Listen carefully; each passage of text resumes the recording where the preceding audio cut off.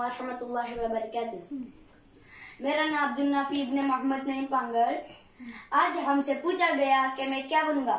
मेरी मुराद ये है कि अगर जिंदगी ने साथ दिया तो मैं इंशाल्लाह मैं हाफिज़ कुरान बनूंगा और हमेशा हमेशा कुरान के काम पर अमल करूंगा। ऐसा दाया कुरान बनूंगा कि जमाने में लोग मेरी मिसालें देंगे। ऐसा आमिला कुरान बनूंगा कि दुनिया में मेरे मिस बहुत कम लोग मिलेंगे और इंशाल्लाह मैं आलिम दीन बनूंगा और ताहयात इस दिन का मुहाफिज रहूंगा और एक मदरसा कायम करूंगा और इस मदरसे से ऐसे ऐसे आलिम पैदा होंगे जो दुनिया के चप्पा चप्पा इस दिन आबिदी के परचम बुलंद करेंगे और इस मदरसे से मौलाना राबी हसनी और मौलाना इलियास जाकी की तरफ पैदा होंगे और इस मदरसे से मुफक्किर भी पैदा होंगे और मुबल्लिग भी पैदा होंगे इंशाअल्लाह। जज़ाकल्लाहु खैर।